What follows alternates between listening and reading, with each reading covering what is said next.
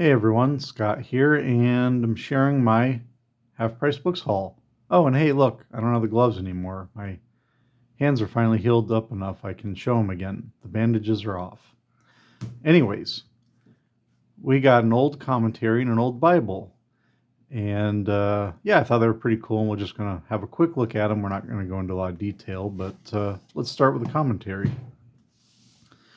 This is the Pulpit Commentary, and it is the 9th volume, which covers Proverbs, Ecclesiastes, and Song of Songs. First thing we have to say is just look at that spine. Is that not cool? So that caught my eye. This was sitting on the shelf in the clearance section, and I grabbed it, and it was $4, and yeah, hard for me to resist a commentary for $4. Anyways, I've since learned this is a popular commentary. Been around for many, many years. It's very old, very popular with pastors because it gets into the text. You have the, kind of the expository part, the background, all that, but you also get a lot of homilies. So, it's how do we understand the text and how do we preach on it? So that's pretty cool. This, I don't know when this particular copy was printed, but it apparently came out originally in 1950. I forgot to say, I was sharing this with Mamo, and he said the little, kind of looks like little mountains here made him think of the Lord of the Rings, which I can see. It kind of has that fantasy novel look on the spine, but it's a Bible commentary. So yeah, you get your book introductions, and then you get, of course, it just goes through the text. It's a pretty long introduction, yeah.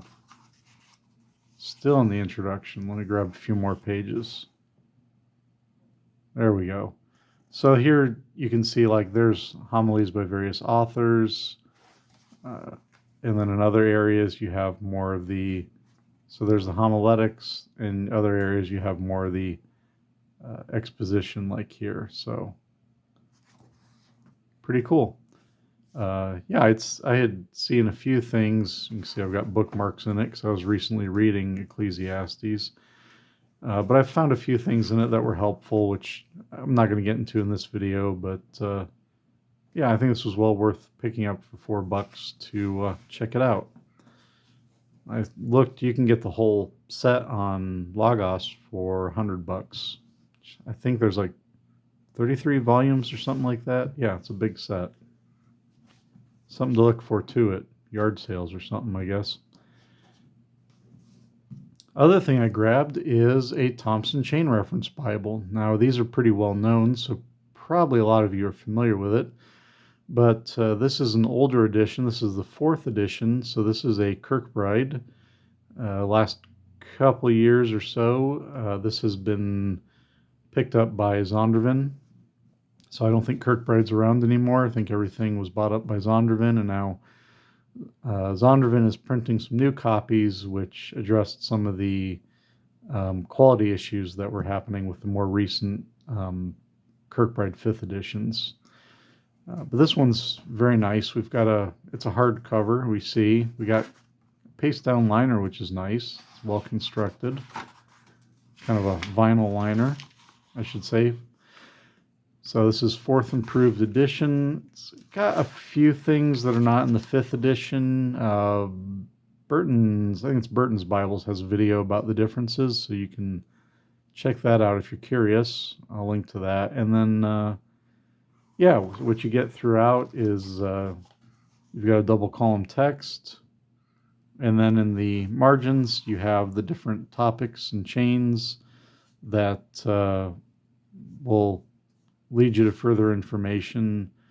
So if it's a chain, then it'll have like the next verse in the chain here. Typically you can follow, like I was just looking for something that you can see wise words. There we go.